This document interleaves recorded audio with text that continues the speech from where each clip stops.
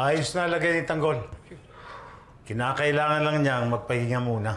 Kayo po pala yung mga kaibigang Muslim ni Tanggol na madalas siyang kinikwento sa amin? Oo, kami nga yun. Alam niyo, malaki ang utang na loob ko kay Tanggol. Dahil minsan, iniligtas niya ang buhay ng anak kong si Fatima. Sabi po. Ayun.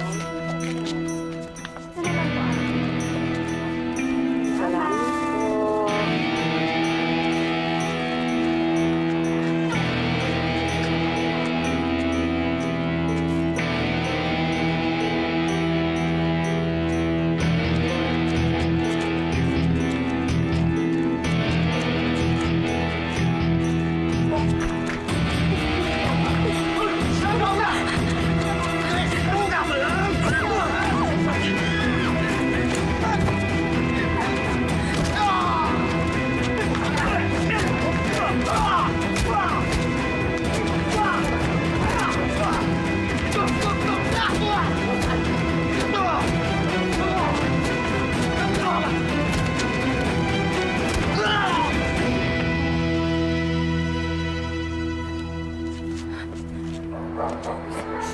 Miss, ayos ka lang? Salamat sa tulong mo.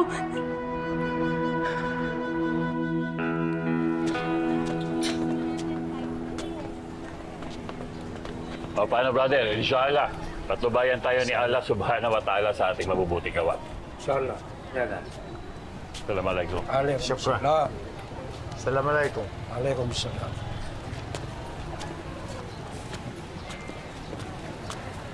Abdul, si Fatima to ah. Oh, Fatima, anak. Ano nangyari sa'yo? Ama! May maumila sa akin na lalaki at pinagtangkan akong gasahin. Ano? Asan sila? Wala na po sila. Buti na lang po may nagmagandang loob para iligtas ako.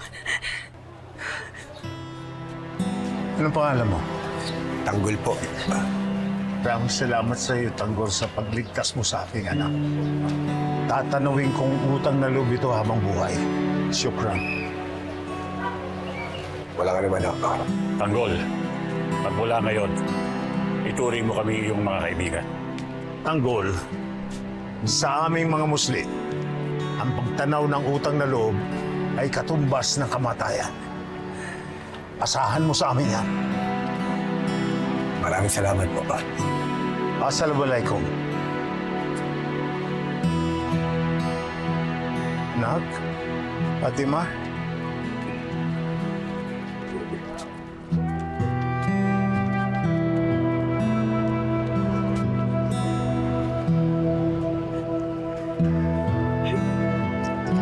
Asa? Maraming salamat, Tanggol.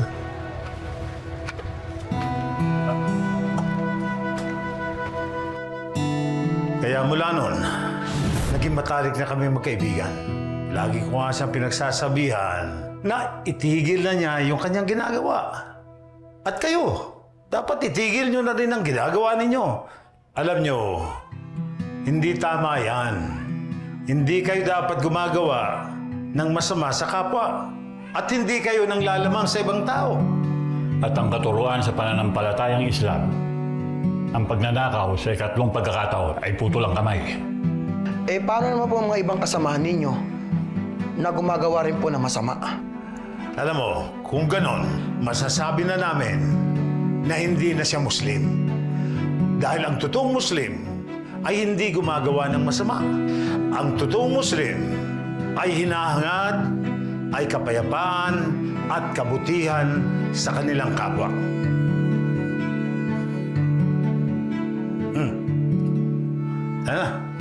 Kumain muna kayo. Higa.